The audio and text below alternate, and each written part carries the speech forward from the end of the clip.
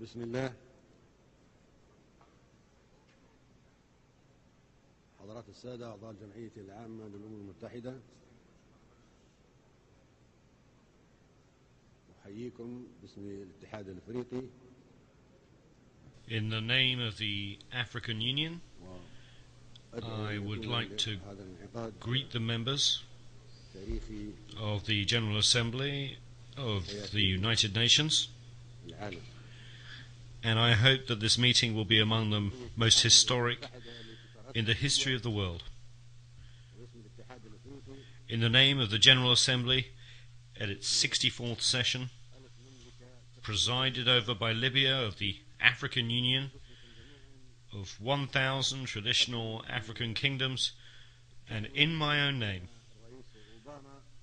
I would like to take this opportunity as President of the African Union to congratulate our son Obama, because he is attending the General Assembly and we welcome him as his country is hosting this meeting.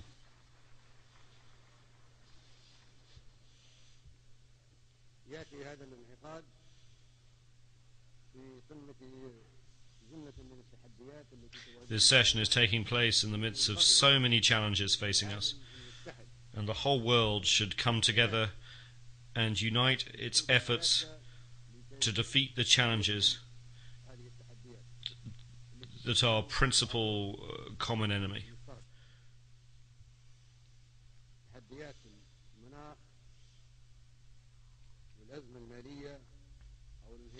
Those of climate change and international crises such as the capitalist economic decline, the food and water crises,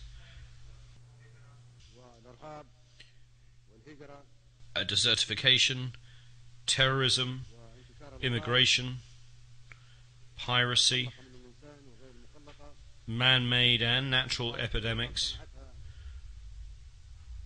and nuclear proliferation.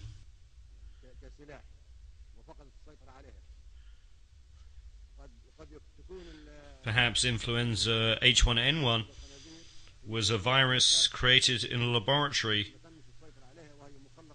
that got out of control, originally being meant as a military weapon.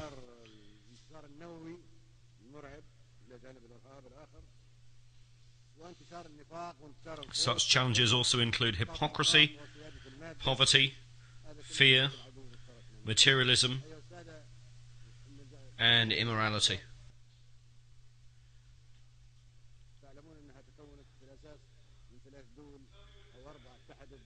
As is known, the United Nations was founded by 3 or 4 countries against Germany at the time.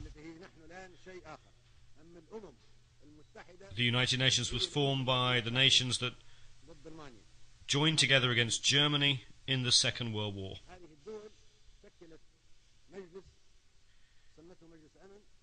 Those countries formed a body called the Security Council, made its own countries permanent members, and granted them the power of veto. We were not present at that time. The United Nations was shaped in line with those 3 countries and wanted us to step into the shoes originally designed against Germany. That is the real substance of the United Nations when it was founded over 60 years ago. That happened in the absence of some 165 countries, at a ratio of 1 to 8.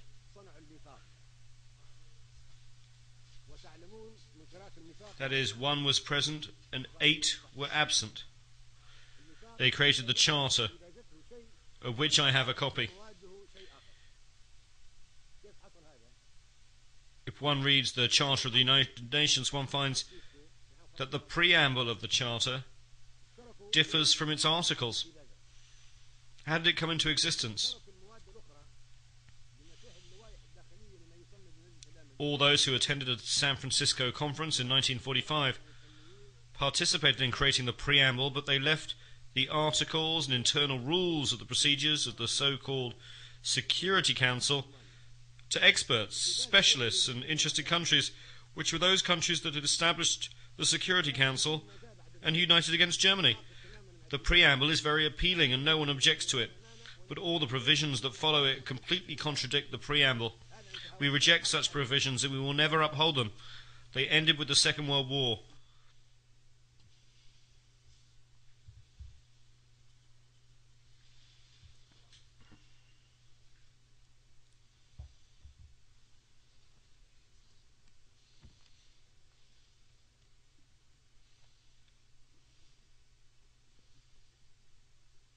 الديباجة تقول أن الأمم متساوية كبيرها وصغيرها.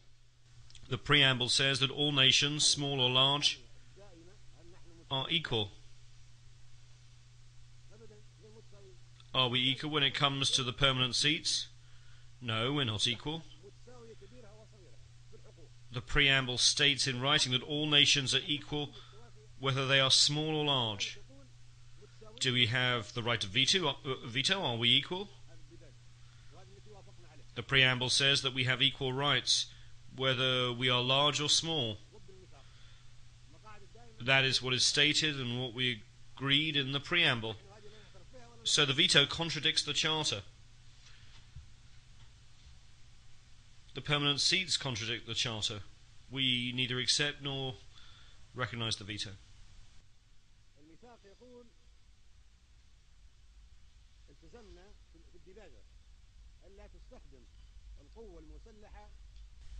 The preamble of the Charter states that armed force shall not be used save in the common interest. That is the preamble that we agreed to and signed, and we joined the United Nations because we wanted the Charter to reflect that.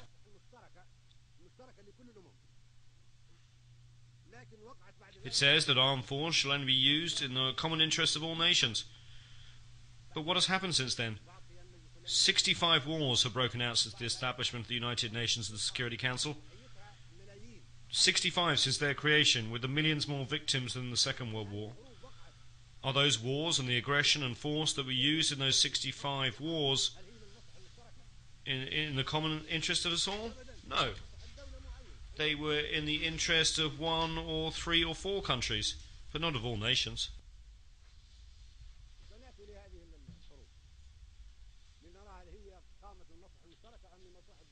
We will talk about whether those wars were in the interests of one country or of all nations. That flagrantly contradicts the Charter of the United Nations that we signed, and unless we act in accordance with the Charter of the United Nations to which we all agreed, we will reject it and not be afraid not to speak diplomatically to anyone. Now we are talking about the future of the United Nations. There should be no hypocrisy or diplomacy.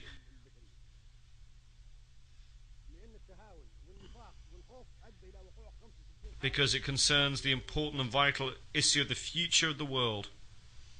It was hypocrisy that brought about 65 wars since the establishment of the United Nations.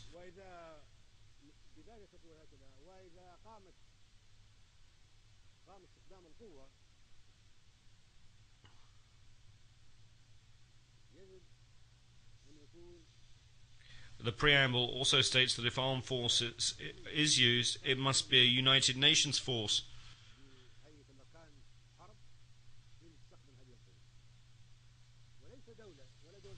Thus military intervention by the United Nations with the joint agreement of the United Nations, not 1 or 2 or 3 countries using armed force. The entire United Nations will decide to go to war to maintain international peace and security.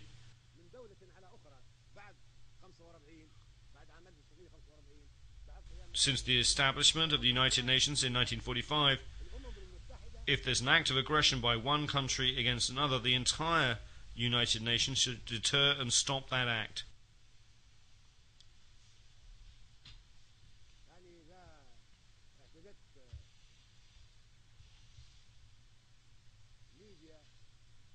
If a country, Libya for instance, were to exhibit aggression against France, then the entire organization would respond because France is a sovereign state. member of the United Nations, and we all share the collective responsibility to protect the sovereignty of all nations.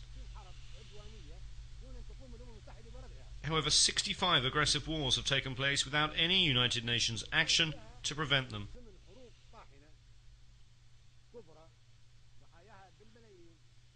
8 other massive fierce wars whose victims number some 2 million have been waged by member states that enjoy veto powers. Those countries would have us believe they seek to maintain the sovereignty and independence of peoples and to use aggressive force against peoples. While we would like to believe that these countries want to work for peace and security in the world and protect peoples, they have instead resorted to aggressive wars and hostile behavior, enjoying the veto they granted themselves as permanent members of the Security Council. They have initiated wars that have claimed millions of victims.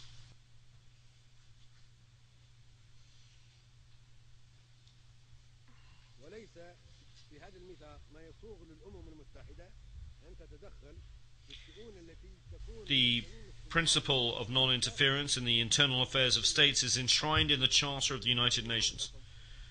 No country, therefore, has the right to interfere in the affairs of any government, be it democratic or dictatorial.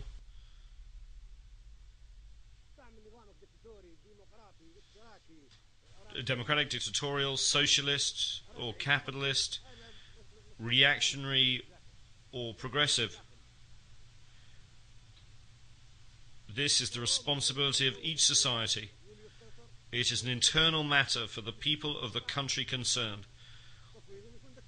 The senators of Rome once appointed their leader Julius Caesar a dictator because it was good for Rome at that time. No one can say of Rome at that time that it gave Caesar the veto.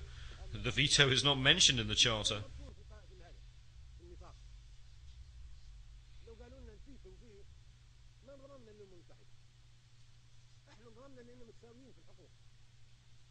We joined the United Nations because we thought we were equals, only to find that one country can object to all the decisions we make. Who gave the permanent members their status in the Security Council? 4 of them granted this status to themselves. The only country that we in this assembly elected to a permanent member status in the Security Council is China. This was done democratically. But the other seats were imposed upon us in an undemocratically through a dictatorial procedure carried out against our will, and we should not accept it.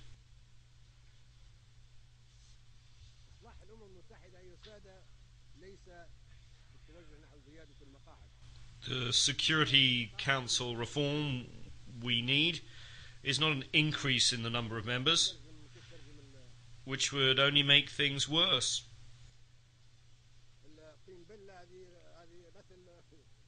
To use a common expression, if you add more water, you get more mud. It would add insult to injury.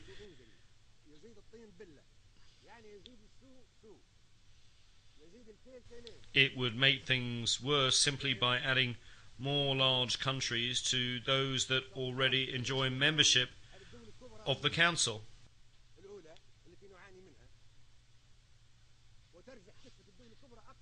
It would merely perpetuate the proliferation of superpowers.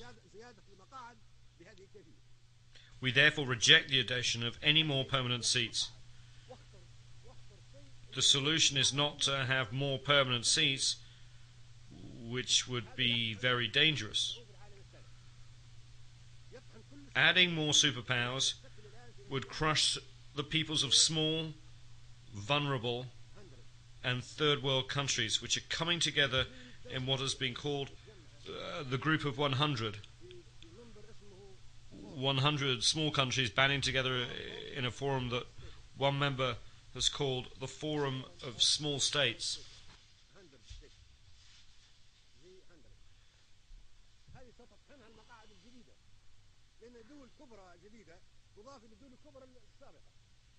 These countries would be crushed by superpowers were additional large countries to be granted membership in the Security Council.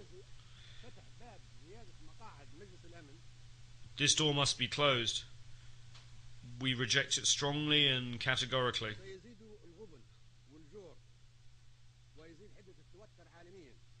Adding more seats to the Security Council would increase poverty, injustice, and tension at the world level, as well as great competition between certain countries, such as Italy, Germany,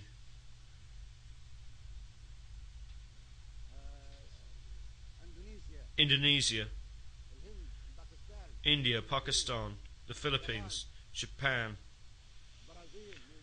Brazil, Nigeria, Argentina, Algeria, Libya, Egypt, the Democratic Republic of the Congo, South Africa, Tanzania, Turkey, Iran, Ukraine and Greece. All these countries would seek a seat on the Security Council, making its membership almost as large as that of the General Assembly, and resulting in an impractical competition. What solution can there be? The solution is for the General Assembly to adopt a binding resolution under the leadership of Mr. Trekkie based on the majority will of the Assembly members and taking into account the consideration of no other body.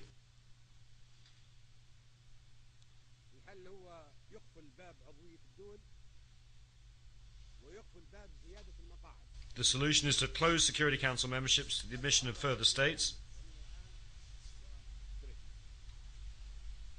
This item is on the agenda of the General Assembly during the present session presided over by Mr. Trekkie. Membership through unions and the transference of mandates should supersede other proposals.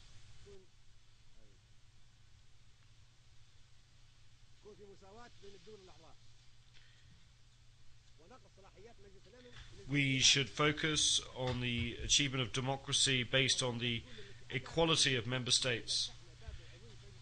There should be equality among member states and the powers and mandates of the Security Council, and it should be transferred to the General Assembly.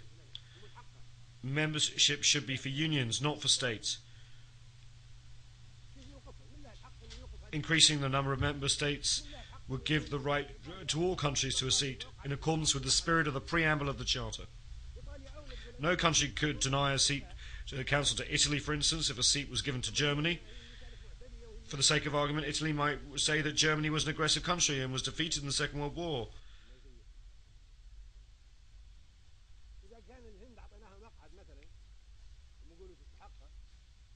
If we gave India a seat, Pakistan would say that it too is a nuclear country and deserves a seat. And those two countries are at war. It would be a dangerous situation.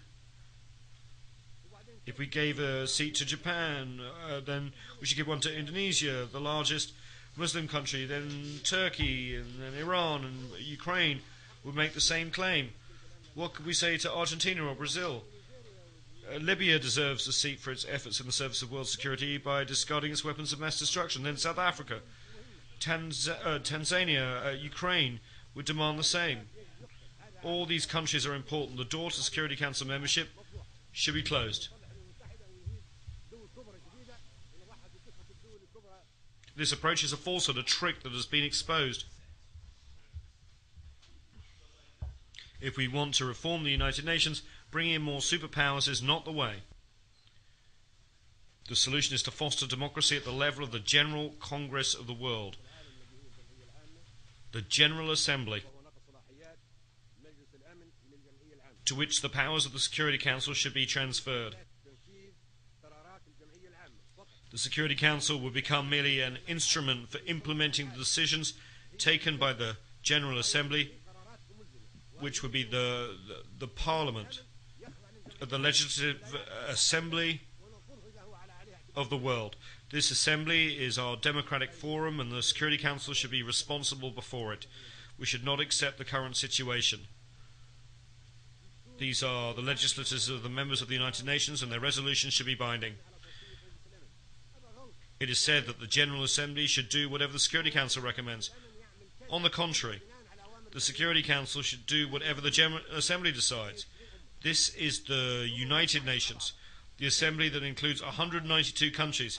It is not the Security Council, which includes only 15 of the member states. How can we be happy about global peace and security if the whole world is controlled by only 5 countries?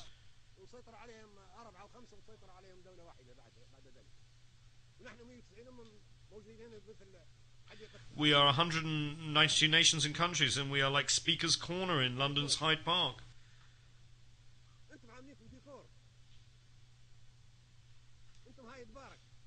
We just speak and nobody implements our decisions. We're a mere decoration without any real substance. We are Speaker's Corner, no more, no less.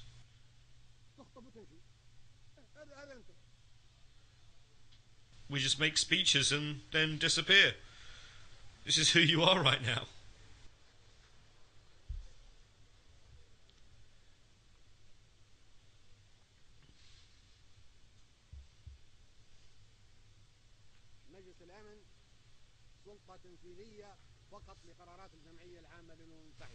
Once the Security Council becomes only an executive body for resolutions adopted by the General Assembly,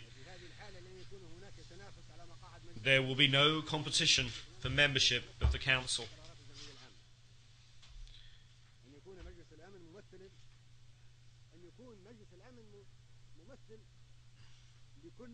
Once the Security Council becomes a tool to implement General Assembly resolutions, there will be no need for any competition. The Security Council should quite simply represent all nations in accordance with the proposals submitted to the General Assembly. There would be permanent seats on the Security Council for all unions and groups of countries.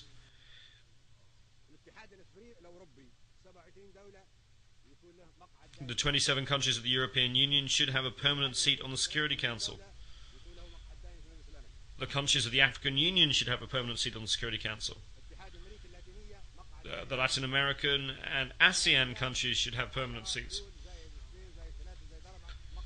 The Russian Federation and the United States of America are already permanent members of the Security Council.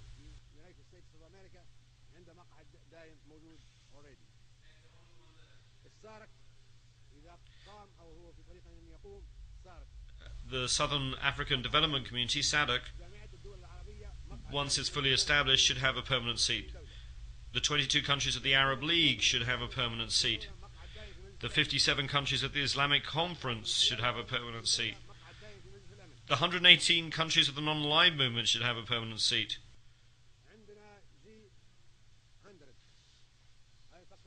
Then there is the G100. Perhaps the small countries should also have a permanent seat. Countries not included in the unions that I have mentioned could perhaps be assigned a permanent seat to be occupied by them in rotation every 6 or 12 months. I'm thinking of countries like Japan and Australia that are outside organizations as ASEAN, or like the Russian Federation that is not a member of European or Latin American or African unions. This would be a solution for them if the General Assembly votes in favor of it.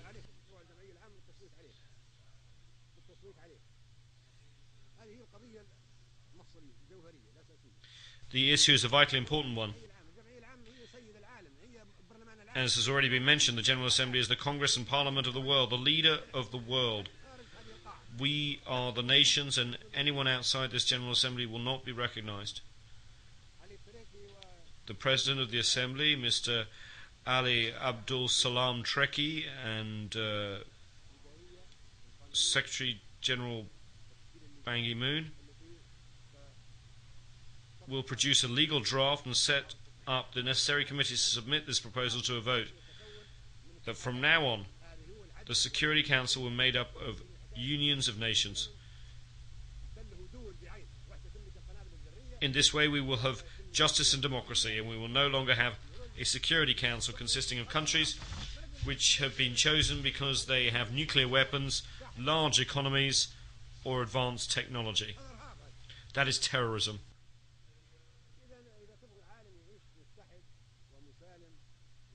We cannot allow the Security Council to be run by superpowers. That is terrorism in itself. If we want a world that is united, safe and peaceful, this is what we should do. If we want to remain in a world of war, that is up to you. We will continue to have conflict and to fight until doomsday or the end of the world. All Security Council members should have the right to exercise the veto, or else we should eliminate the whole concept of the veto with this new formation of the Council. This would be a real Security Council. According to the new proposals submitted to the General Assembly, it will be an executive council under the control of the General Assembly, which will have the real power and make all the rules.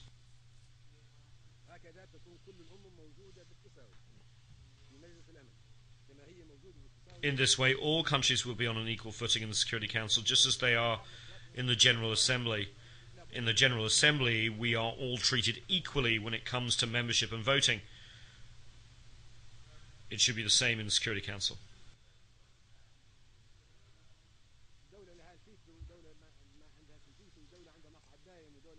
Currently, one country has a veto, another country does not have a veto. One country has a permanent seat, another country does not have a permanent seat. We should not accept this, nor should we accept any resolution adopted by the Security Council in its current composition. We are under trusteeship. We were colonized, and now we were independent.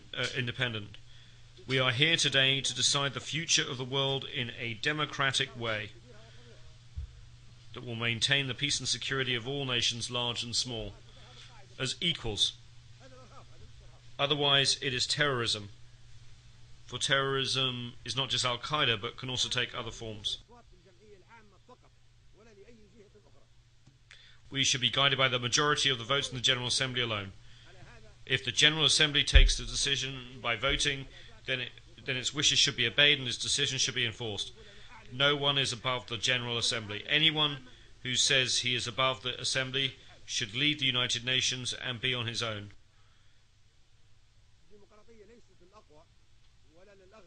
Democracy is not just for the rich or most powerful or those who practice terrorism. All nations should be and should be seen to be on an equal footing.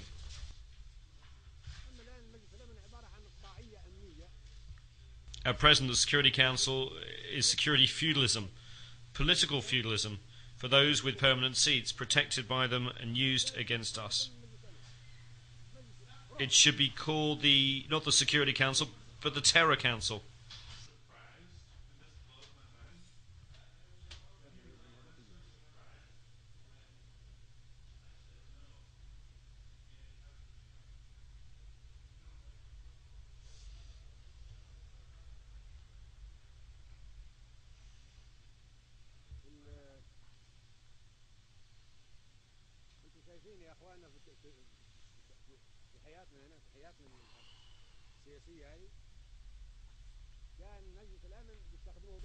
In our political life, if they need to use the Security Council against us, they turn to the Security Council.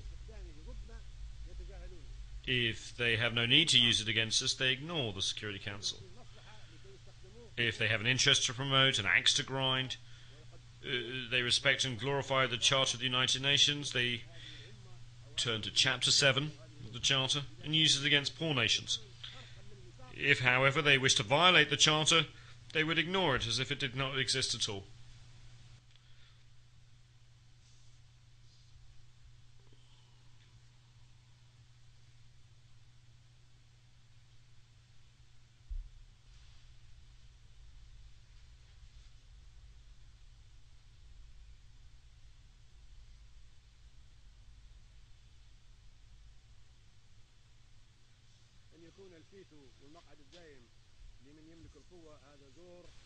If the veto of the permanent members of the Security Council is given to those who have the power, this is injustice and terrorism and should not be tolerated by us.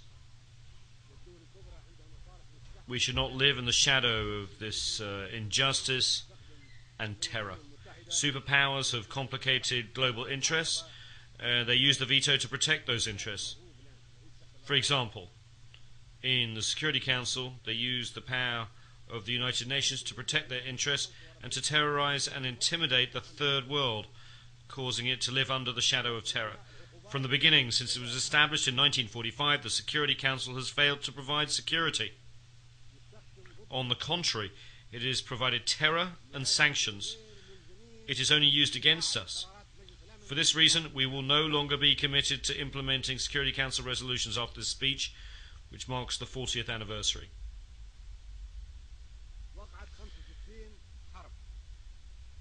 65 wars have broken out, either fighting among small countries or wars of aggression waged against us by superpowers. The Security Council, in clear violation of the Charter of the United Nations, failed to take action to stop these wars or acts of aggression against small nations and peoples. The General Assembly will vote on a number of historic proposals. Either we act as one, or we will fragment.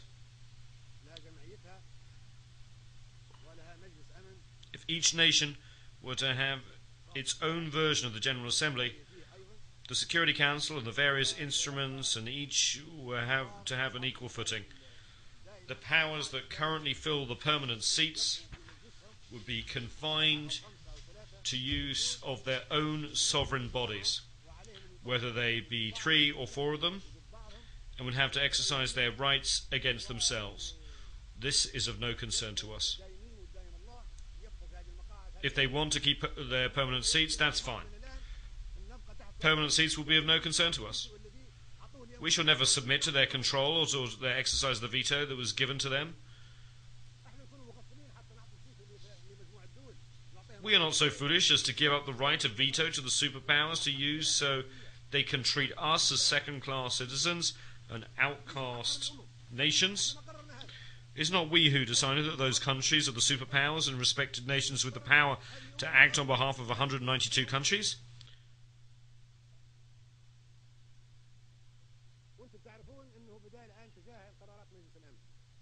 You should be fully aware that we are ignoring the Security Council resolutions because those resolutions are used solely against us and not against the superpowers, which have the permanent seats and the right of veto. Those powers never use any resolutions against themselves. They are, however, used against us. Such use has turned the United Nations into a travesty of itself and has generated wars of violations of the sovereignty of independent states. It has led to war crimes and genocides. All of this is in violation of the Charter of the United Nations.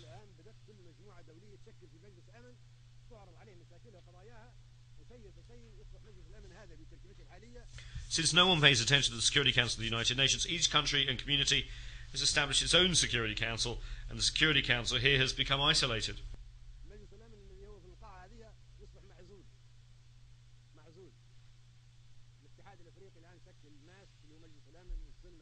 The African Union has established its own Peace and Security Council. The European Union has established a Security Council, and Asian countries have already established their own Security Council soon.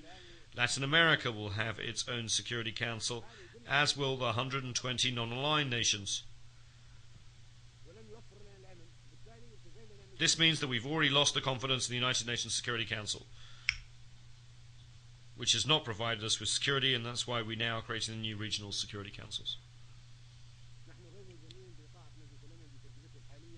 We are not committed to obeying the rules or the resolutions of the United Nations Security Council in its present form because it is undemocratic, dictatorial, and unjust.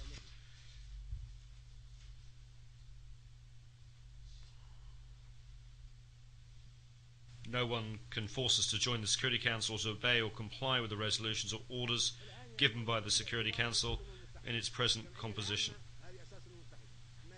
Furthermore, there is no respect for the United Nations and no regard for the General Assembly, which is actually the true United Nations, but whose resolutions are non-binding. The decisions of the International Court of Justice, the international judicial body, take aim only at small countries and third world nations. Powerful countries escape the notice of the court, or, if judicial decisions are taken against these powerful countries, they are not enforced.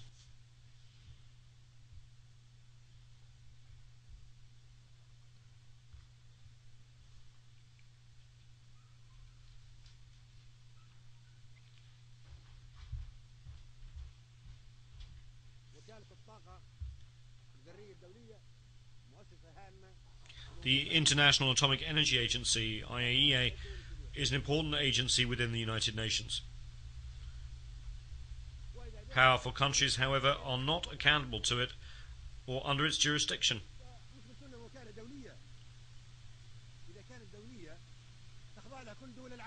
We have discovered that the IAEA is only used against us.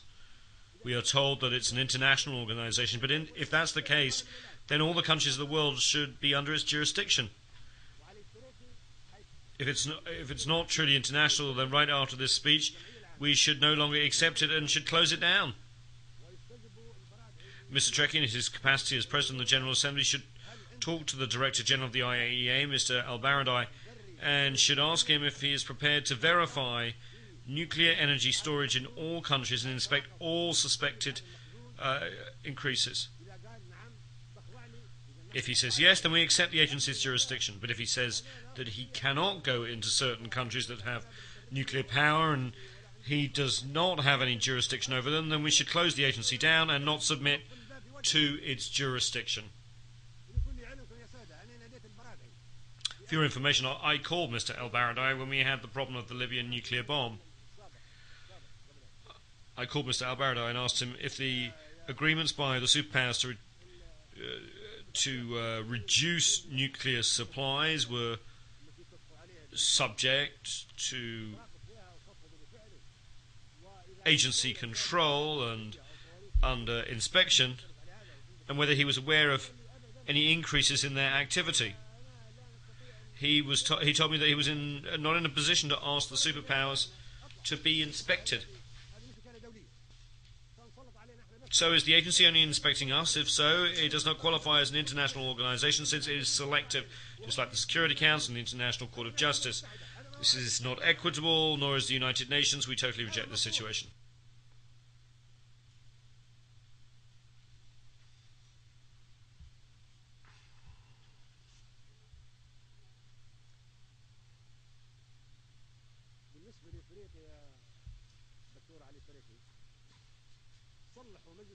Regarding Africa, Mr. President, whether the United Nations is reformed or not, but even before a vote is taken on any proposals of a historic nature, Africa should be given a permanent seat on the Security Council now, having already waited too long. Leaving aside United Nations reform, we can certainly say that Africa was colonized, isolated and persecuted, and its rights usurped.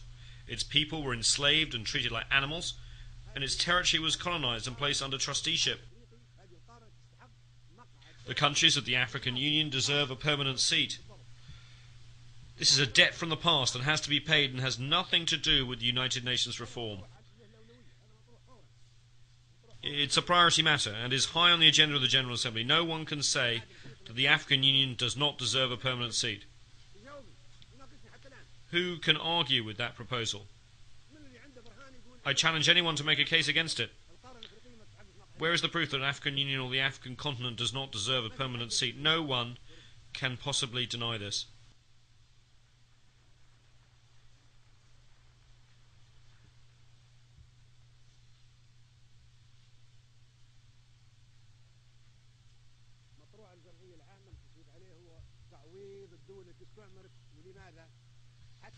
Another matter that should be voted on in the General Assembly is that of compensation for countries that were colonized so as to prevent the colonization of a continent, the usurpation of its rights and the pillaging of its wealth from happening again.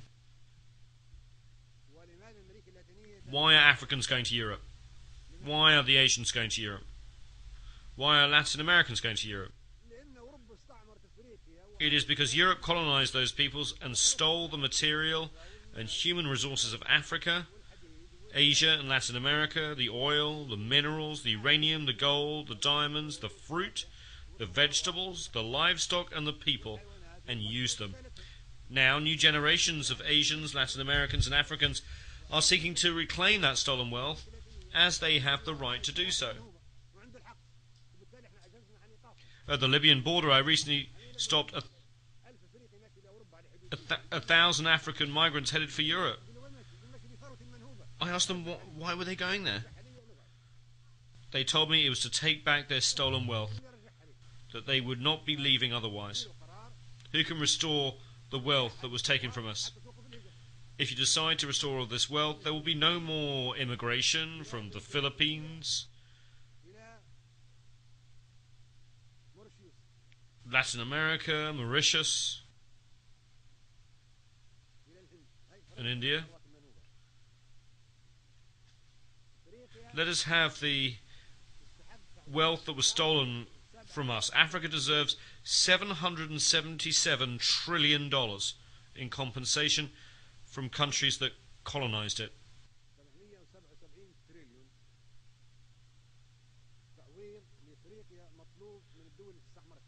Africans will demand that amount. If you do not give it to them, they will go to where you have taken those trillions of dollars. They have the right to do so. They have to follow that money and bring it back again. Why is there no Libyan immigration to Italy, even though Libya is so close by? Italy owed compensation to the Libyan people. It accepted the fact and signed an agreement with Libya, which is adopted by both the Italian and the Libyan parliaments. Italy admitted that its colonization of Libya was wrong and should never be repeated, and promised not to attack the Libyan people by land, air or sea. Italy also agreed to provide Libya with $250 million a year in compensation over the next 20 years, and to build a hospital for the Libyans maimed as a result of the mines planted in Libyan territory during the Second World War.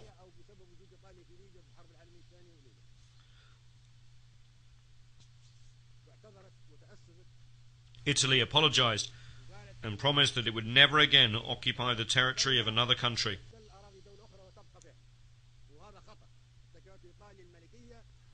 Italy, which was a kingdom during the fascist regime, has made rich contributions to civilization,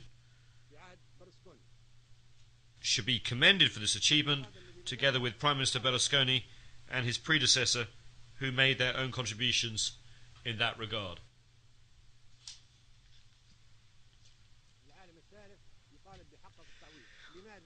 Why is this third world demanding compensation? So that there will be no more colonization, so that large and powerful countries will not colonize, knowing that they will have to pay compensation. Colonization should be punished. The countries that harmed other peoples during the colonial era should pay compensation for the damage and suffering inflicted under their colonial rule.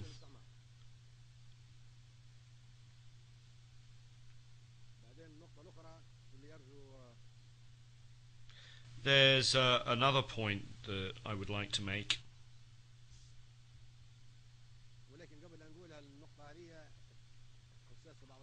However, before doing so, and addressing a somewhat sensitive issue,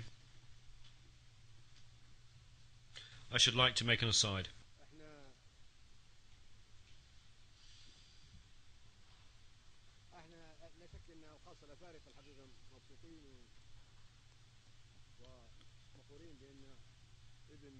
We Africans are happy and proud indeed. The son of Africa is now President of the United States of America. That is a historic event. Now, in a country where blacks once could not mingle with whites, in cafes or restaurants, or sit next to them on a bus, the American people have elected as their president a young black man, Mr. Obama, of Kenyan heritage. That is a wonderful thing, and we are proud. It marks the beginning of a change. However, as far as I am concerned, Obama is a temporary relief for the next 4 or 8 years. I am afraid that we may then go back to square one. No one can guarantee how America will be governed after Obama.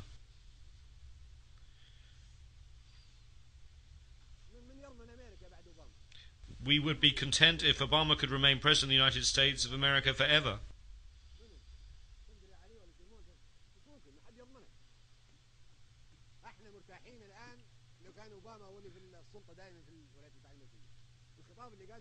The statement that he just made shows that it's completely different from any American president that we have seen.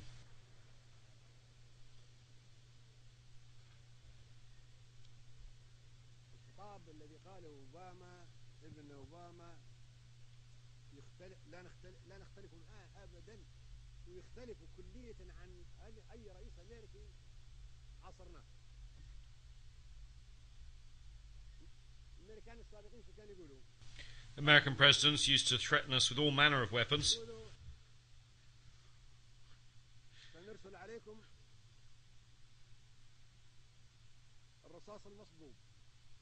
saying that they would send us Desert Storm, grapes of wrath, rolling thunder, and poisonous roses for Libyan children.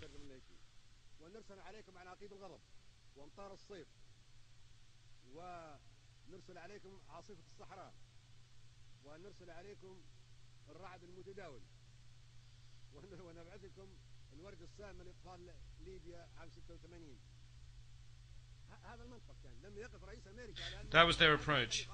American presidents used to threaten us with operations such as Rolling Thunder, sent to Vietnam, Desert Storm, sent to Iraq.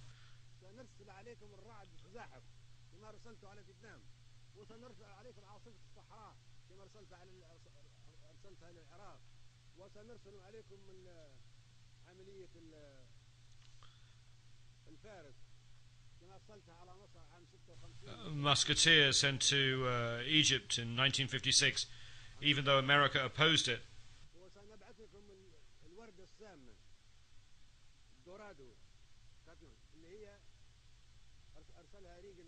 And the poisonous roses visited upon Libyan children by Reagan. Can you imagine? One would have thought that presidents of a large country with a permanent seat on the Security Council and the right of veto would have protected us and sent us peace. And what did we get instead? Laser-guided bombs carried to us on F-111 aircraft. This was their approach.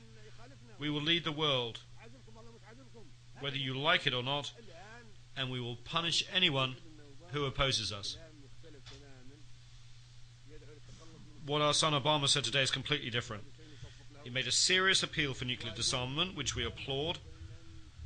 He also said that America alone could not solve the problems facing us, and that the entire world should come together to do so.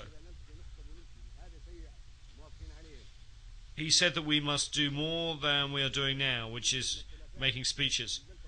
We agree with that and applaud it. He said that we had to come to the United Nations to talk against one another.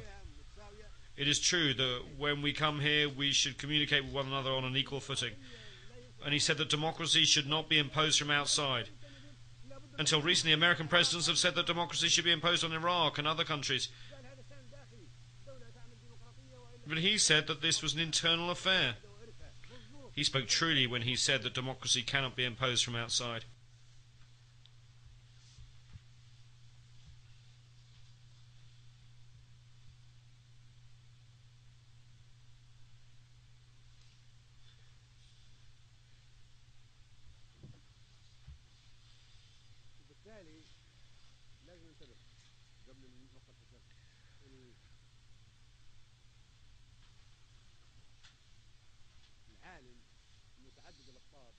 So we have to be cautious.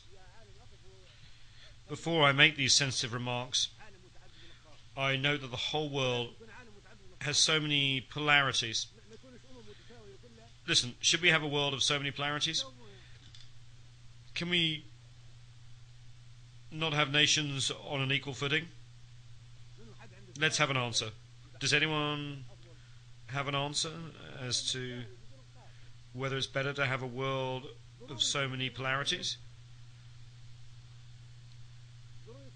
Why can we not have equal standing? Should we have patriarchs? Should we have popes? Should we have gods? Why should we have a world of so many polarities? We reject such a world and call for a world where big and small are equal.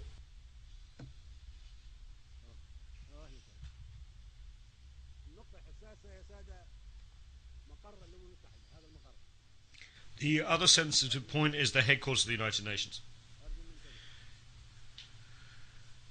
Can I have your attention, please?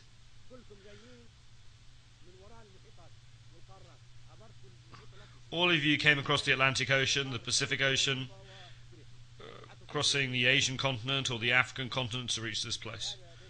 Why? Is this Jerusalem? Is this the Vatican? Is this Mecca? All of you are tired, you have jet lag and have sleepless nights.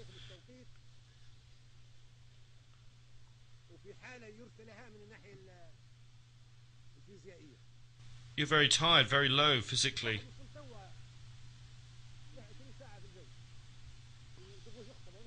Somebody arrived just now, flying 20 hours. Then we wanted to make a speech and talk about this. All of you are asleep. All of you are tired.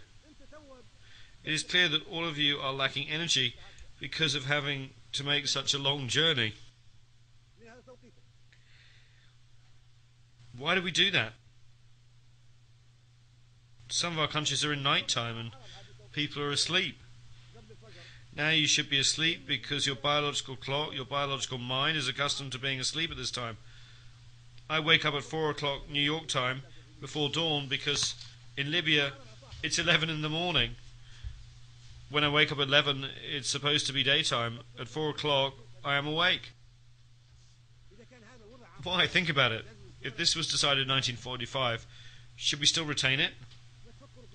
Why can we not think about a place that's in the middle, that is comfortable? Another important point is that America, the host country, bears the expenses and looks after the headquarters and diplomatic missions and looks after the peace and security of the heads of state who come here. They are very strict. They spend a lot of money. New York and all of America being very tight.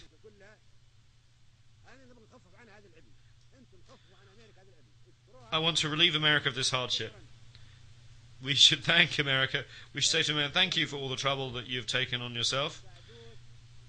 We say thank you, America. We want to help reassure America and New York and keep them calm. They should not have the responsibility of looking after security. Perhaps someday a terrorist could cause an explosion or a bomb on a president. This place is targeted by al-Qaeda, this very building.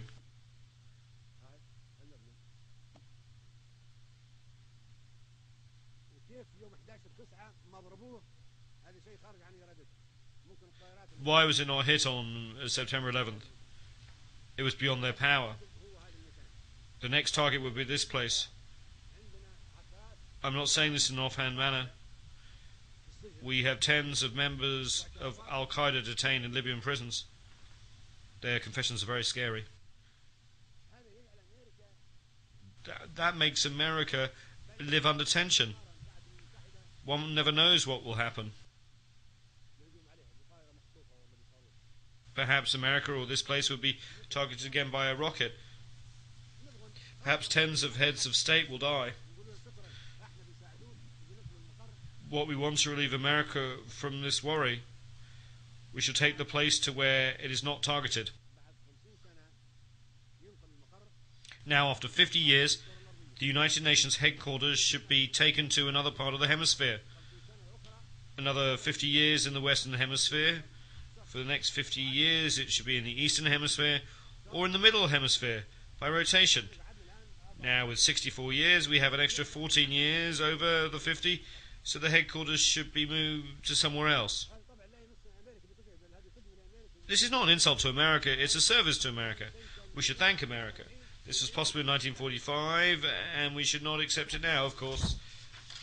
this should be put on the vote of the General Assembly.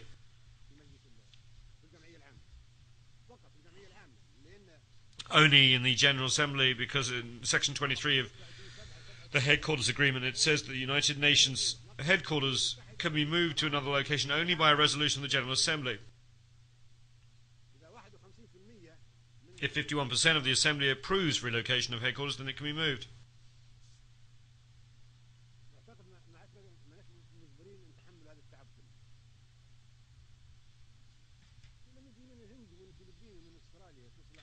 America has the right to make its security tight because it's targeted by terrorists and by al-Qaeda.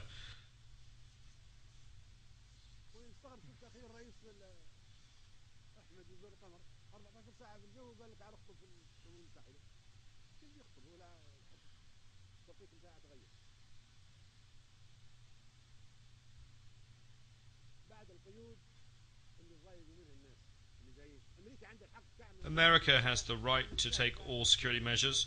We are not blaming America for that. However, we do not tolerate these measures. We do not come to New York and be subjected to all these measures.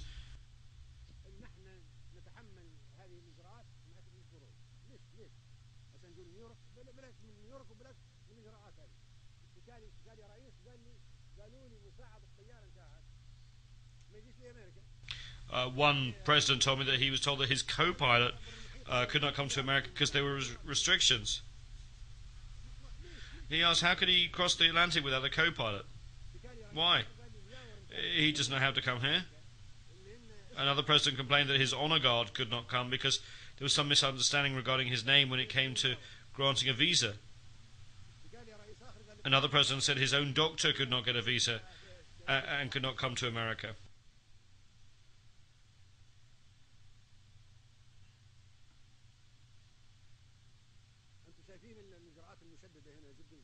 The security measures are very strict.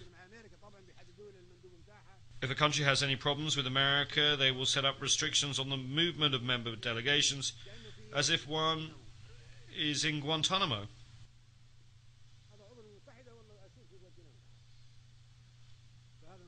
Is this a member state of the United Nations? Or is it a prisoner in the Guantanamo camp that cannot be allowed free movement? This is what is submitted to the General Assembly for a vote, moving the headquarters. If 51% agree, then we come to the second vote, to the middle of the globe or the eastern part.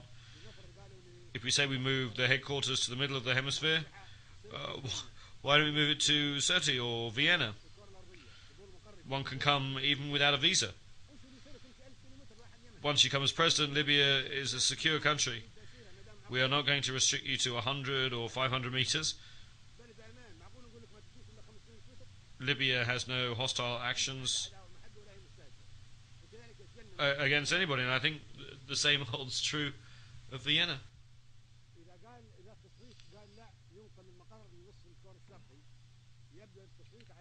If the vote says we should move headquarters to the eastern part, then it will be Delhi or Beijing, the capital of China or the capital of India. That's logical, my brothers. I do not think there will be any objection to that.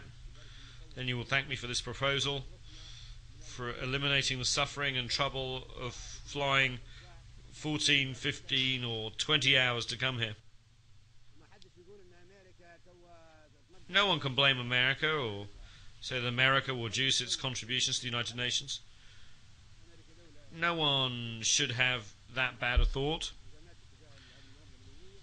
America, I'm sure, is committed to its international obligations. America will not be angry. It will thank you for alleviating its hardship, for taking on all the hardship and all the restrictions, even though this place is targeted by terrorists.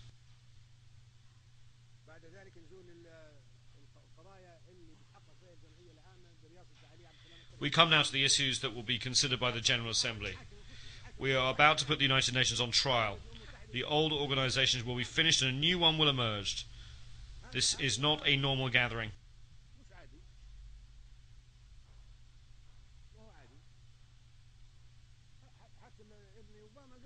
Even son Obama said that this is not a normal gathering. It is a historic meeting. The wars that took place after the establishment of the United Nations, why did they occur? Where was the Security Council? Where was the Charter? Where was the United Nations? There should be investigations and judicial intervention. Why have there been massacres? We can start with the Korean War because it took place after the establishment of the United Nations. How did a war break out and cause millions of victims? Nuclear weapons could have been used in that war. Those who are responsible for causing the war should be tried and should pay compensation and damages.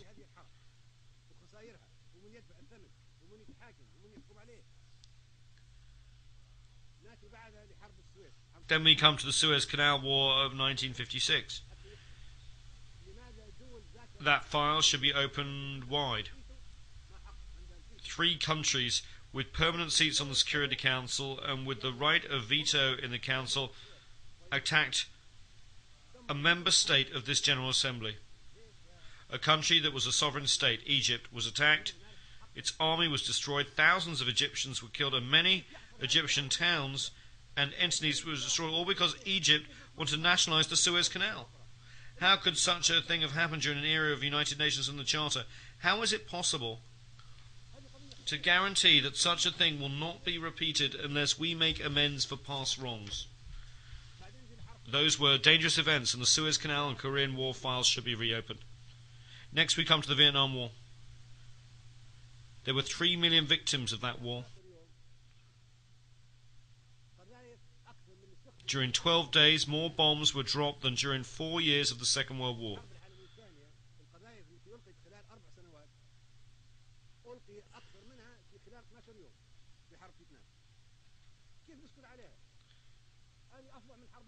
It was a fiercer war, and it took place after the establishment of the United Nations and after we had decided that there would be no more wars. The future of humankind is at stake. We cannot stay silent. How can we feel safe? How can we be complacent? This is the future of the world, and we who are in the General Assembly of the United Nations must make sure that wars are not repeated in the future. Then Panama was attacked, even though it was an independent member state of the General Assembly. 4,000 people were killed, and the president of that country was taken prisoner and put in prison.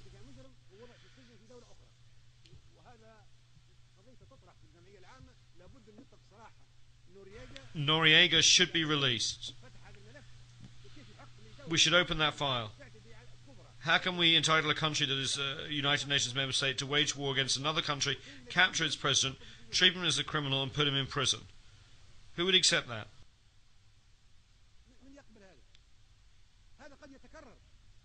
It could be repeated. We should not stay quiet.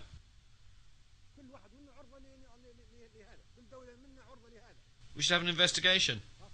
Any one of us member states could face the same situation, especially if such aggression is by a member state with a permanent seat on the Security Council and with responsibility to maintain peace and security worldwide.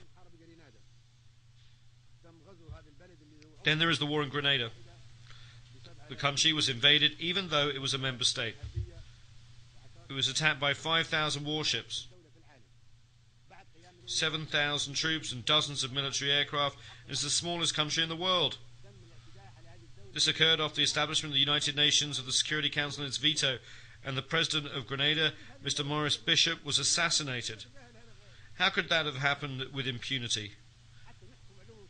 It's a tragedy. How can we guarantee that the United Nations is good or not, that a certain country is good or not? Can we be safe or happy about the future or not? Can we trust the Security Council or not? Can we trust the United Nations or not? We must look into and investigate the bombing of Somalia. Somalia is a United Nations member state. It's an independent country under the rule of identifies. We want an investigation. Why did that happen? Who allowed it to happen? Who gave the green light for that country to be attacked? Then there's former Yugoslavia. No country was as peaceful as Yugoslavia, constructed step by step and piece by piece after being destroyed by Hitler.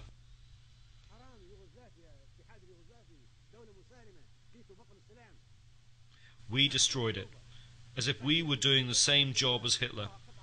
Tito built that peaceful country step by step, brick by brick, and then we arrived and broke it apart from imperialistic and personal interests. How can we be complacent about that? Why can we not be satisfied? If a peaceful country like Yugoslavia faced such a tragedy, the General Assembly should have an investigation and should decide who should be tried before the International Criminal Court. Then we have war in Iraq, the mother of all evils.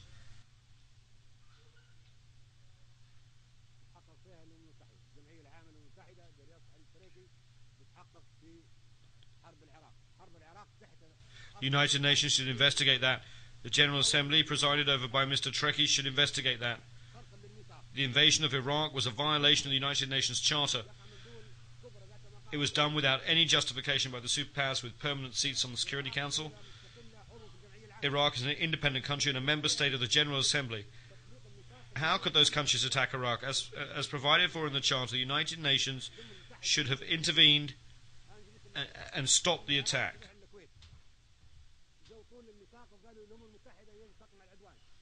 We spoke in the General Assembly and urged it to use the Charter to stop that attack. We were against the invasion of Kuwait, and the Arab countries fought Iraq alongside foreign countries in name of the United Nations Charter.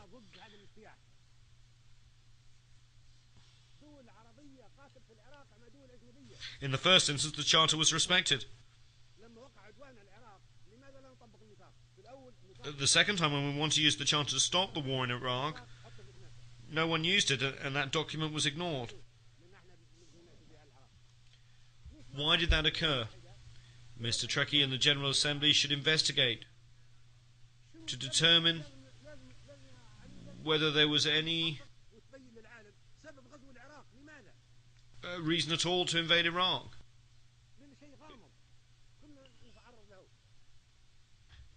Because the reasons for that attack remain mysterious and ambiguous, and we might face the same destiny.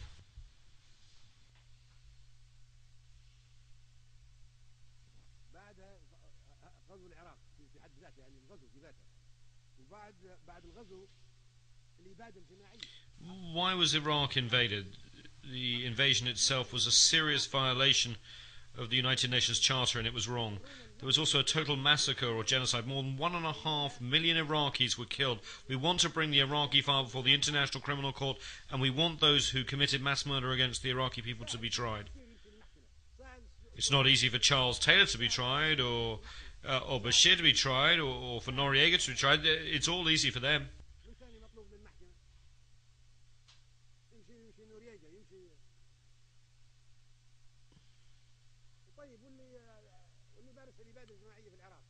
But what about those who have committed mass murder against the Iraqis?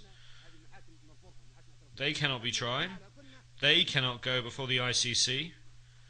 If the court is unable to accommodate us, then we should not accept it. Either it is meant for all of us, large or small, or we should not accept it and should reject it. Anyone who commits a war crime can be tried. But we are not livestock or animals like those that are slaughtered for the Eid. We have the right to live, and we are ready to fight to defend ourselves.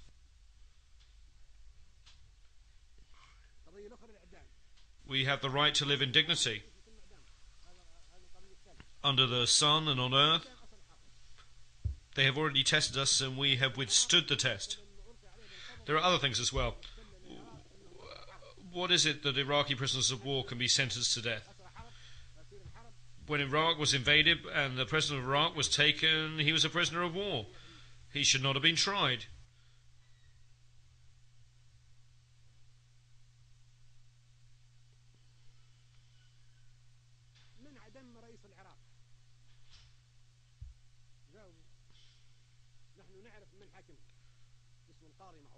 He should not have been hanged. When the war was over, he should have been released.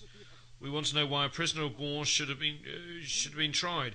Who sentenced the president of Iraq to death? Is there an answer to that question? We know the identity of a judge who tried him, and those who tied the noose around the president's neck on the day of sacrifice and hanged him. Those people wore masks. How could this have happened in a civilized world? They were prisoners of war of civilized country under international law. How could government ministers and a head of state be sentenced to death and hanged? Were those who tried them lawyers or members of a judicial system? Do you know what people are saying? They are saying that the faces behind the masks were those of the President of the United States and the Prime Minister of the United Kingdom, and it was they who put the President of Iraq to death.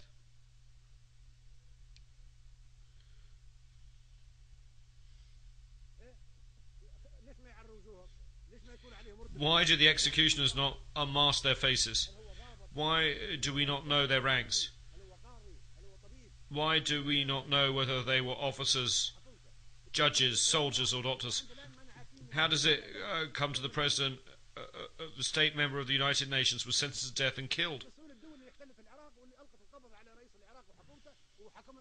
We do not know the identity of the executioners. The United Nations is duty-bound to answer these questions. Who carried out the death sentence? They must have legal status and official responsibilities. We should know their identities, and we should know about the presence of a physician and the nature of all the legal proceedings. That would be true for an ordinary citizen, let alone for the president of a state member of the United Nations who was put to death in this manner.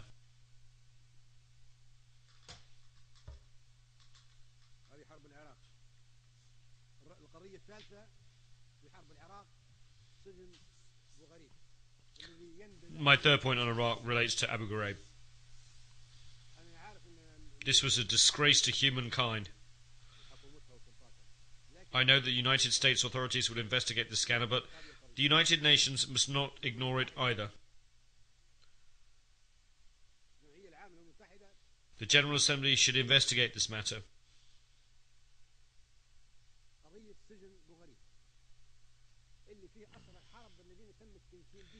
Prisoners of war held in Abu Ghraib prison were tortured. Dogs were set on them. Men were raped. This is the unprecedented in the history of war. It was sodomy, and it was an unprecedented sin, never before committed by past aggressors or invaders. Prisoners of war are soldiers, but these were raped in prison by a state, a permanent member of the Security Council. This goes against civilization and humankind.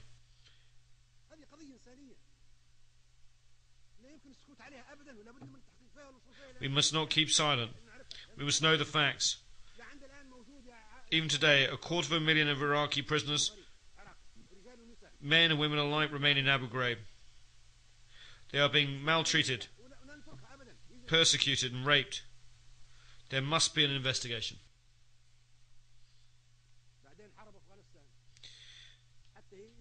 Turning to the war in Afghanistan, this too must be investigated. Why are we against the Taliban? Why are we against Afghanistan? Who are the Taliban? If the Taliban want a religious state, that's fine. Think of the Vatican. Does the Vatican pose a threat to us? No, it's a religious, very peaceful state. If the Taliban want to create an Islamic emirate, who says that this makes them an enemy? Is anyone claiming that bin Laden is of the Taliban or that he is Afghan? Is bin Laden of the Taliban? No. He is not of the Taliban and he is not an Afghan. Were the terrorists who hit New York of the Taliban? Were they from Afghanistan? They were neither Taliban nor Afghani. Then what was the reason for the wars in Iraq and Afghanistan? If I truly wanted to deceive my American and British friends, I would encourage them to send more troops, and I would encourage them to persist in this bloodbath. But they will never succeed in Iraq or Afghanistan. Look what happened to them in Iraq, which is a desert. It's even worse in mountainous Afghanistan.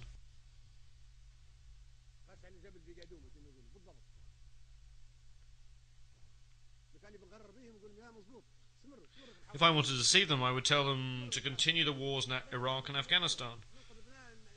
But no, I want to save the citizens of the United States, the United Kingdom, and other countries who are fighting in Iraq and Afghanistan. So I tell them, leave Afghanistan to the Afghans. Leave Iraq to the Iraqis. If they want to fight each other, they are free to do so.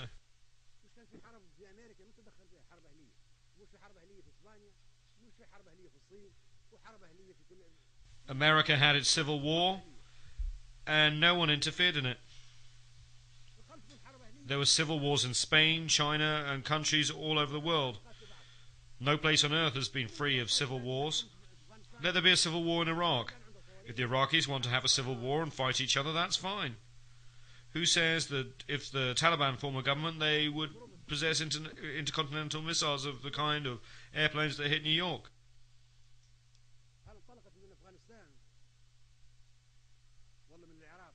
Did those aeroplanes take off from Afghanistan or Iraq? No, they took off from American airports. So why is Afghanistan being struck? The terrorists were not Afghans or Taliban or Iraqis. Why are we silent? We must never be war devils. Anyone who does not speak the truth is a silent devil. We are committed to international peace and security. We do not wish to scorn or ridicule humankind. We want to save humanity.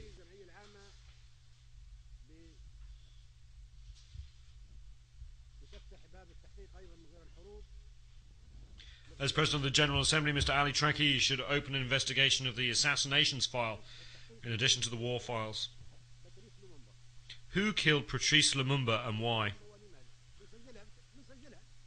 We merely want to record it in the annals of African history. We want to know how an African leader, a liberator, came to be assassinated. Who killed him? We want our sons to be able to read the history of how Patrice Lumumba, the hero of Congo's liberation struggle, was assassinated. We want to know the facts, even 50 years on. That is one file that should be reopened. And who killed Secretary General Dag Hammarskjöld? Who fired on his aeroplane in 1961 and why? And then there's the assassination of United States President Kennedy in 1963.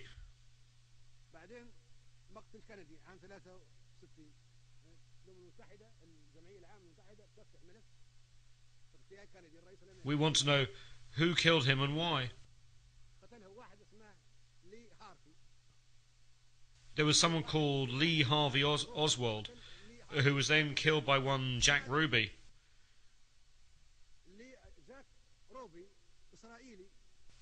But why did he kill him? Jack Ruby, an Israeli, killed Lee Harvey Oswald, who killed Kennedy.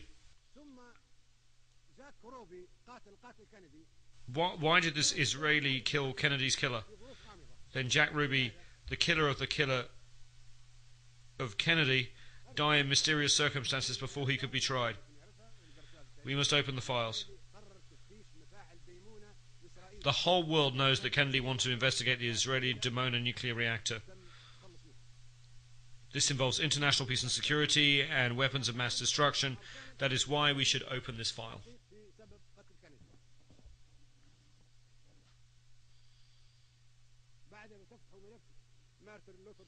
Then there's the assassination of Martin Luther King, the black reverend and human rights activist. His assassination was a plot, and we should know why he was killed and who killed him. And then there was Khalil Wazir, or Abu Jihad, a Palestinian, was attacked. He was living peacefully in Tunisia, a member state, and that country's sovereignty was not respected. We cannot keep silent, even though submarines and ships were detected along the coast of Tunisia where he was killed. No one was accused or tried. Abu Yad was also killed, and we should know how he was killed. He was killed in ambiguous circumstances.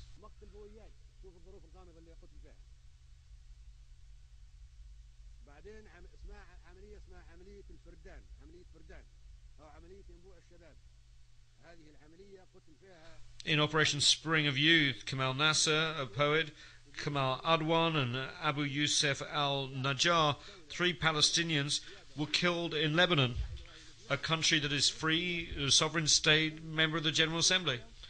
They were attacked and killed while sleeping peacefully. We should know who killed them, and he should be tried so that the crimes against humanity are not repeated.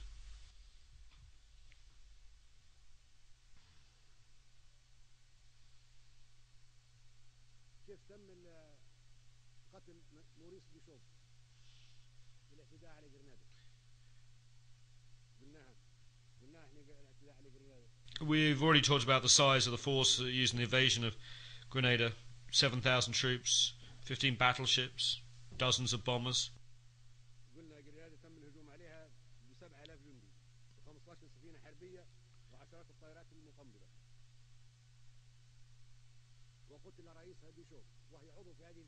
And President Bishop was killed even though Grenada was a member state. Those are crimes, and we cannot keep silent. Otherwise we will look like sacrificial beasts. We are not animals. Year after year we are attacked. We defend ourselves, our sons, our children, and we are not afraid. We have the right to live, and the earth is not destined for violence, but for us all. We can never live on this earth in such humiliation. So those are the wars.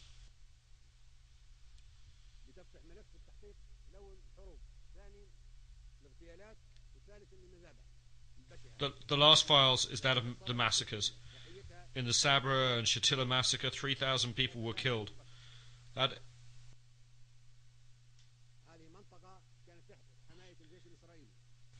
area was under the protection of the occupying Israeli army and was the site of huge and calamitous massacre in which 3,000 Palestinian men, women and children were killed. How can we keep quiet? Lebanon is a sovereign state. A member of the General Assembly was occupied. Sabra and Shatila were under Israeli control, and then the massacre took place. And then there was the 2008 massacre in Gaza. There were 1,000 women and 2,200 children among the victims killed in the massacre in Gaza in 2008.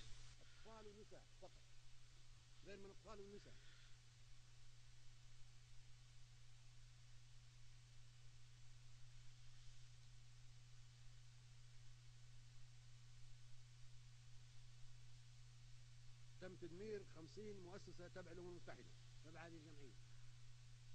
60 United Nations facilities and another 30 belonging to non-governmental organizations were damaged. 50 clinics were destroyed. 40 doctors and nurses were killed while carrying out humanitarian activities. This took place in Gaza in December 2008.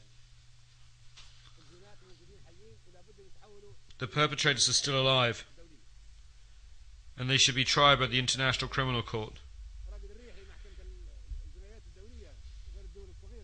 Should we try only the underdogs, the weak and the poor of the third world countries, and not important and protected figures?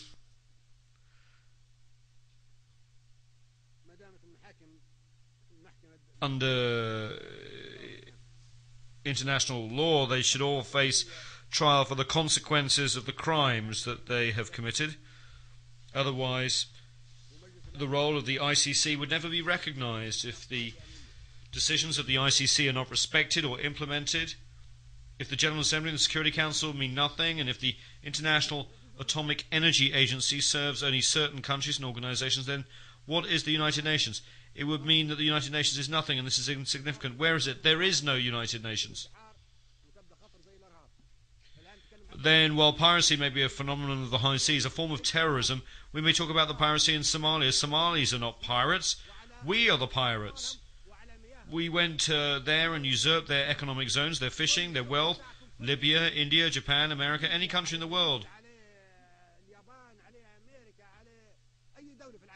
We're all pirates. We all entered the territorial waters and economic zones of Somalia, and stole. The Somalis are protecting their own fish, their sustenance. They have become pirates because they are defending their children's food. Now we seek to address that matter in the wrong way. Should we send warships to Somalia? We should send warships to the pirates who have attacked and seized the economic zones and wealth of the Somalis and the food of their children.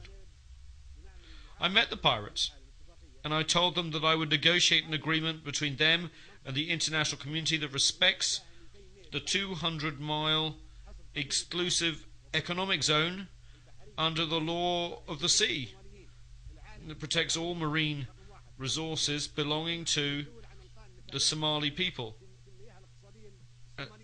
And that stops all countries from disposing of toxic waste along the Somali coast. In return, the Somalis would no longer attack any ships. We will propose and draft such an international treaty and submit it to the General Assembly. That is the solution. The solution does not lie in sending more military ships to fight the Somalis. That is not a solution. We are addressing the phenomena of piracy and terrorism in the wrong way. Today there is swine flu. Perhaps tomorrow there'll be fish flu. Because sometimes we produce viruses by controlling them. It is a commercial business. Capitalist companies produce viruses so that they can generate and sell vaccinations. This is very shameful and poor ethics. Vaccinations and medicine should not be sold.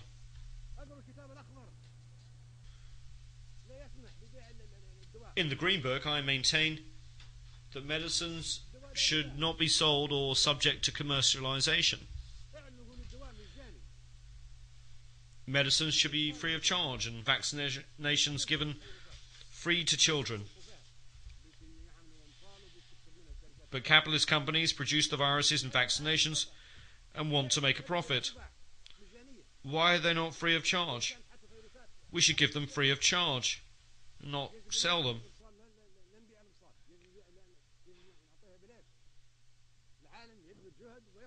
The entire world should strive to protect our people, create and manufacture vaccinations, and then give them for free to children and women and not profit by them. All those items are on the agenda of the General Assembly, which has to exercise that duty.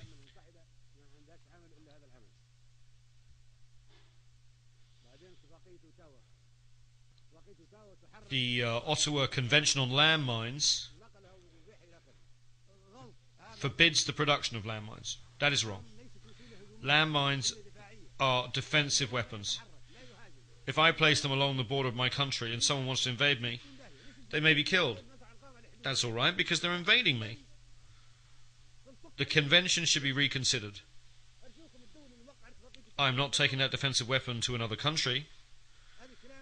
The enemy is coming to me, and on the al-Gaddafi website, I call for that treaty to be modified or annulled. This treaty should be modified or annulled. I want to use anti-personnel mines to defend my home against invasion. Eliminate weapons of mass destruction, not landmines, which are defensive weapons.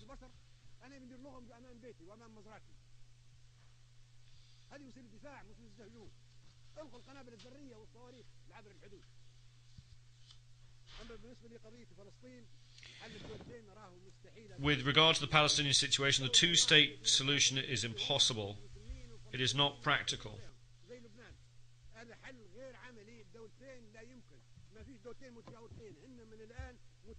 Currently, these two states completely overlap. Partition is doomed to failure. These two states are not neighbours. They are co-extensive in terms of both population and geography.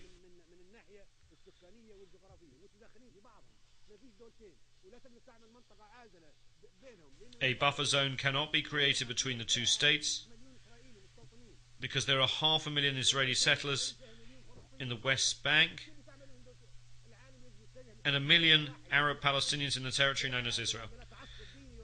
The solution, therefore, is a democratic state without religious fanaticism or ethnicity. The generation of Sharon and Arafat is over. We need a new generation in which everyone can live in peace. Look at the Palestinian and Israeli youth. They both want peace and democracy. And they want to live under one state. This conflict poisons the world.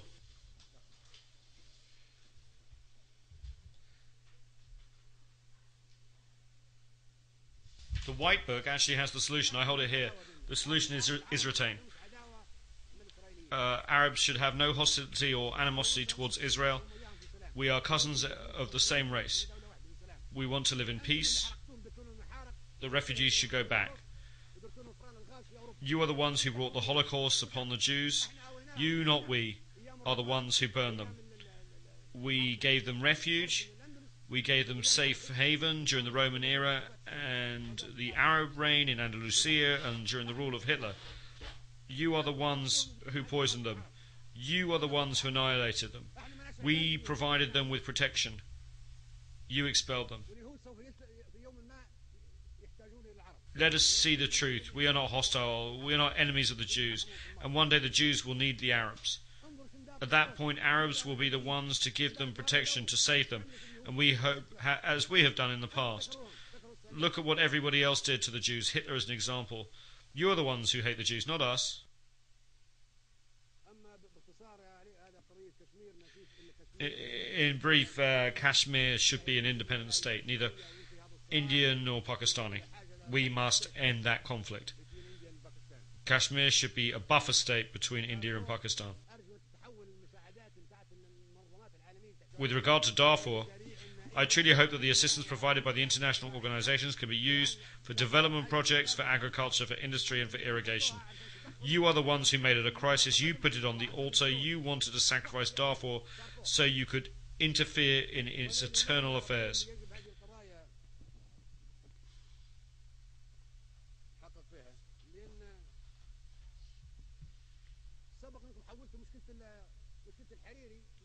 You've turned the Hariri problem into a United Nations problem. You are selling Hariri's corpse. You just want to settle scores with Syria. Lebanon is an independent state. It has law courts, a judiciary and police. At this stage, it is no longer the perpetrators that are being sought. The real wish is to settle scores with Syria, not ensure justice for Hariri. The cases of Khalil al-Wazir, Lumumba, Kennedy and Hammarskjöld should also have been turned over to the United Nations if the Hariri case merits such attention.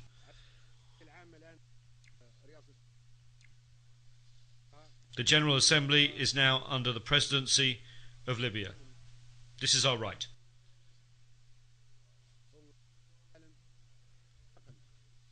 Libya hopes that you will assist in making the transition from a world fraught with crises and tension in a world which humanity, peace and tolerance prevail.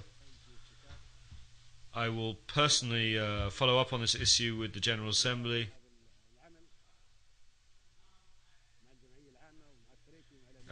General Assembly and President Trekkie and the Secretary General.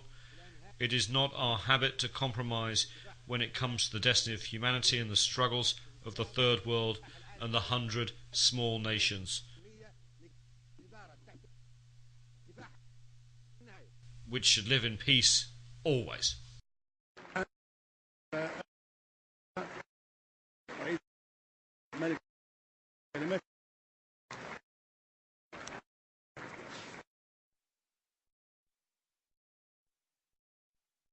Of small states.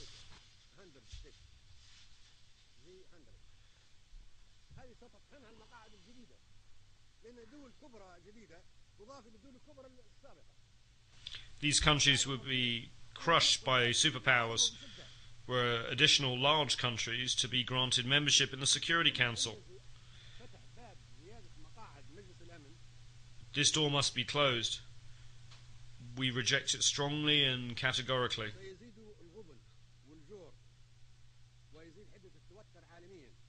Adding more seats to the Security Council would increase poverty, injustice, and tension at the world level, as well as great competition between certain countries, such as Italy, Germany,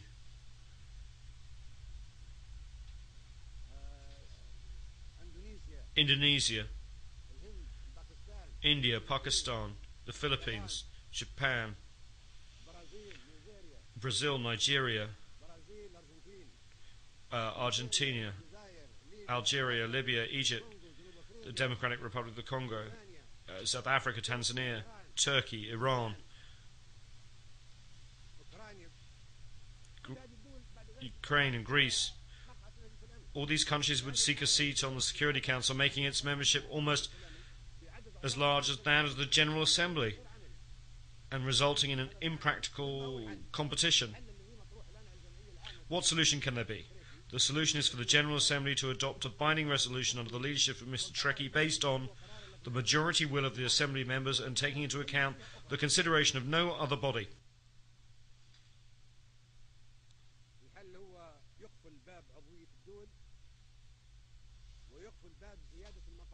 The solution is to close Security Council memberships to the admission of further states. This item is on the agenda of the General Assembly during the present session presided over by Mr. Trekkie. Membership through unions and the transference of mandates should supersede other proposals.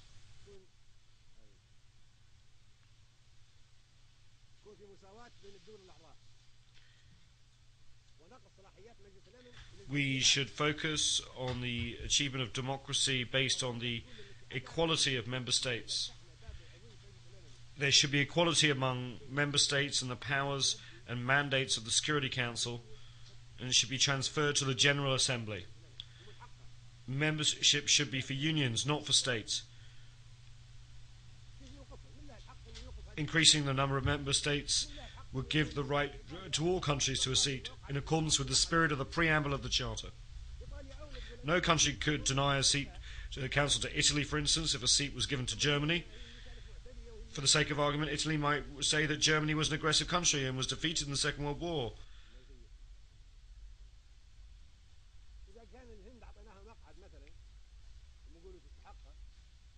If we gave India a seat, Pakistan would say that it too is a nuclear country and deserves a seat. And those two countries are at war. It would be a dangerous situation.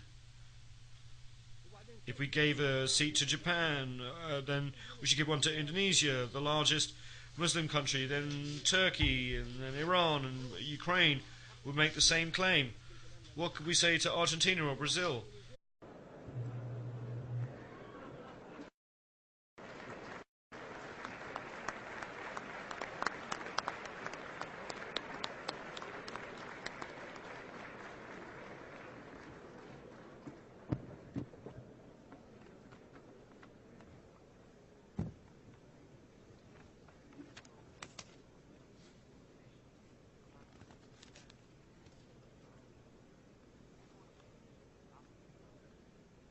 بسم الله. حضرات السادة أعضاء الجمعية العامة للأمم المتحدة، أحييكم باسم الاتحاد الأفريقي. In the name of the African Union, I would like to greet the members of the General Assembly of the United Nations, and I hope that this meeting will be among the most historic in the history of the world. In the name of the General Assembly, at its 64th session, presided over by Libya of the African Union, of 1,000 traditional African kingdoms, and in my own name, I would like to take this opportunity as President of the African Union to congratulate our son Obama, because he is attending the General Assembly, and we welcome him as his country is hosting this meeting.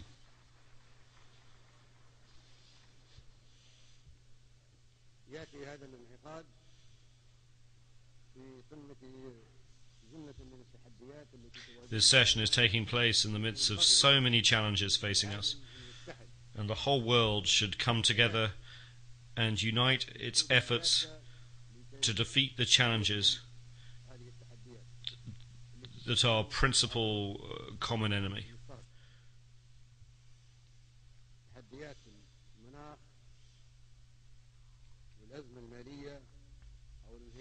Those of climate change and international crises such as the capitalist economic decline, the food and water crises,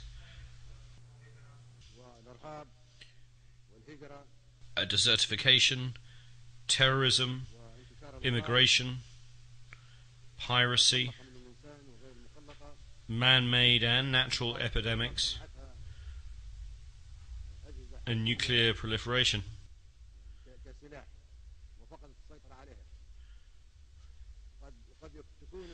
Perhaps influenza H1N1 was a virus created in a laboratory that got out of control, originally being meant as a military weapon.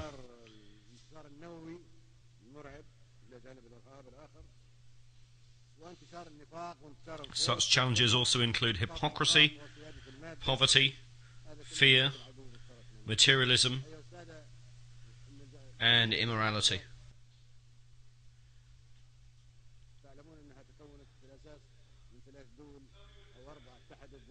As is known, the United Nations was founded by 3 or 4 countries against Germany at the time. The United Nations was formed by the nations that joined the common interests of all nations. But what has happened since then? 65 wars have broken out since the establishment of the United Nations and the Security Council. 65 since their creation, with the millions more victims than the Second World War. Are those wars and the aggression and force that were used in those 65 wars in the common interest of us all? No. They were in the interest of 1 or 3 or 4 countries, but not of all nations.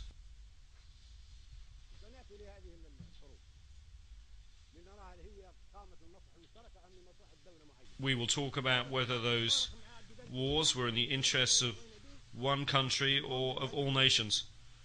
That flagrantly contradicts the Charter of the United Nations that we signed, and unless we act in accordance with the Charter of the United Nations to which we all agreed, we will reject it and not be afraid not to speak diplomatically to anyone. Now we are talking about the future of the United Nations. There should be no hypocrisy or diplomacy,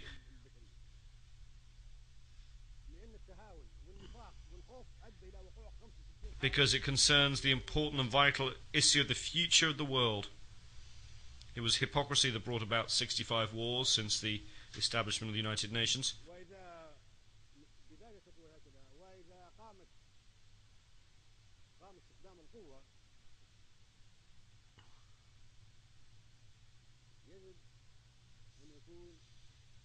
The preamble also states that if armed forces is used, it must be a United Nations force.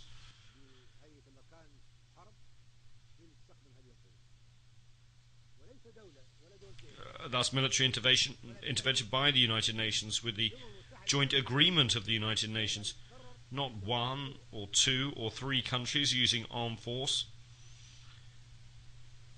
The entire United Nations will decide to go to war to maintain international peace and security.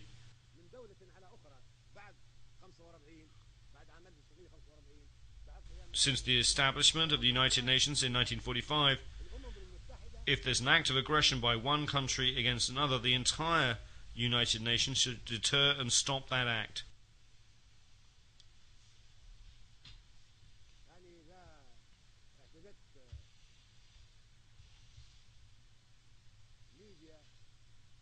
If a country, Libya for instance, were to exhibit aggression against France, then the entire organization would respond because France is a sovereign state, member of the United Nations, and we all share the collective responsibility to protect the sovereignty of all nations. However, 65 aggressive wars have taken place without any United Nations action to prevent them.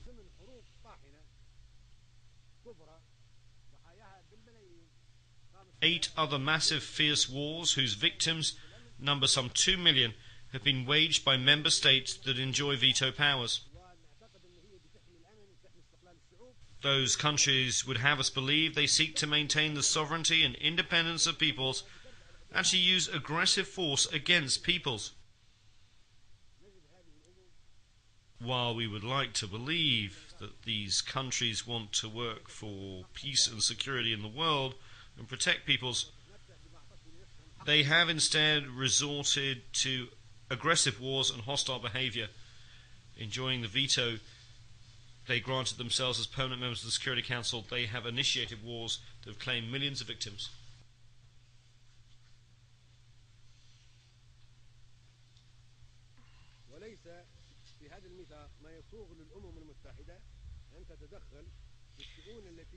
The principle of non-interference in the internal affairs of states is enshrined in the Charter of the United Nations. No country, therefore, has the right to interfere in the affairs of any government, be it democratic or dictatorial.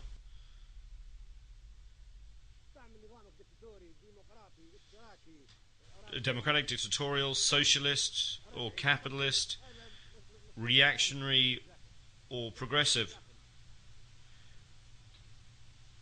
This is the responsibility of each society. It is an internal matter for the people of the country concerned. The senators of Rome once appointed their leader Julius Caesar a dictator because it was good for Rome at that time. No one can say of Rome at that time that it gave Caesar the veto. The veto is not mentioned in the Charter.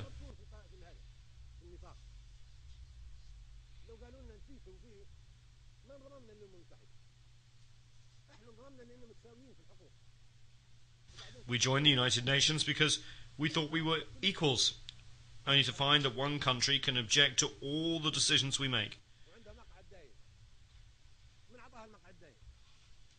Who gave the permanent members their status in the Security Council? 4 of them granted this status to themselves. The only country that we in this assembly elected to a permanent member status in the Security Council is China. This was done democratically. But the other seats were imposed upon us in an undemocratically through a dictatorial procedure carried out against our will, and we should not accept it.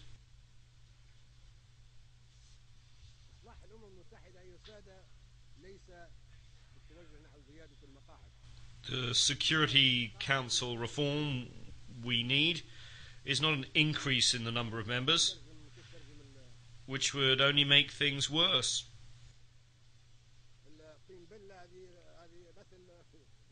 To use a common expression, if you add more water, you get more mud. It would add insult to injury.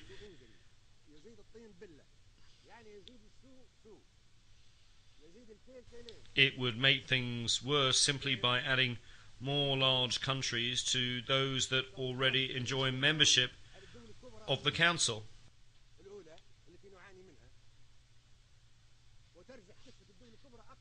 It would merely perpetuate the proliferation of superpowers. We therefore reject the addition of any more permanent seats. The solution is not to have more permanent seats, which would be very dangerous. Adding more superpowers would crush the peoples of small, vulnerable, and third world countries, which are coming together in what has been called the Group of 100. 100 small countries banding together in a forum that one member has called the Forum Together Against Germany in the Second World War.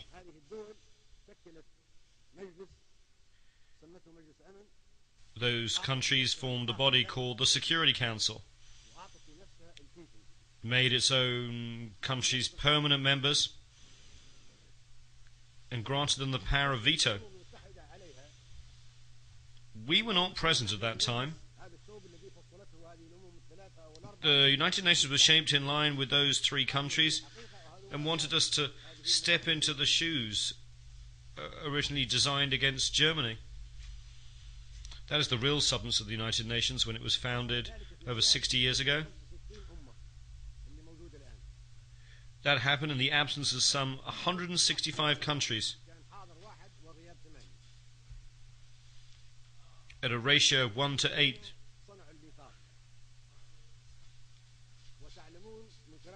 That is, 1 was present and 8 were absent. They created the Charter, of which I have a copy. If one reads the Charter of the United Nations, one finds that the preamble of the Charter differs from its articles. How did it come into existence?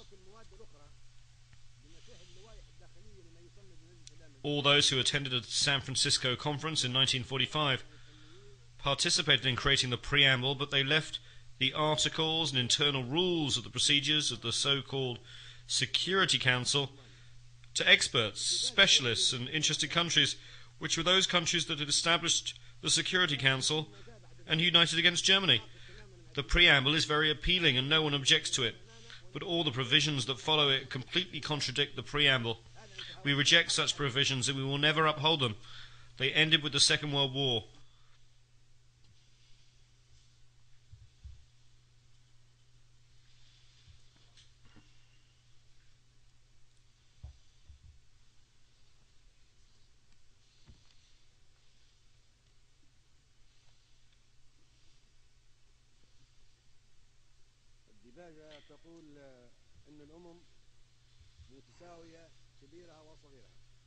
The preamble says that all nations, small or large, are equal.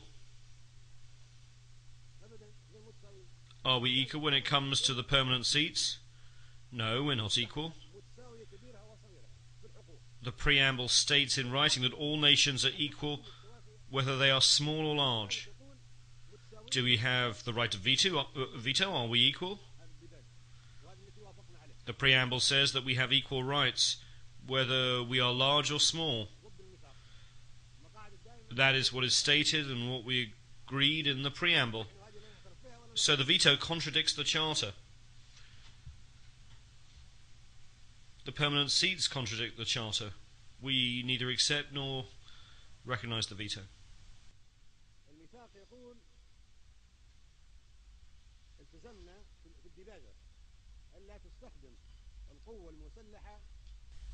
The preamble of the Charter states that armed force shall not be used save in the common interest. That is the preamble that we agreed to and signed, and we joined the United Nations because we wanted the Charter to reflect that.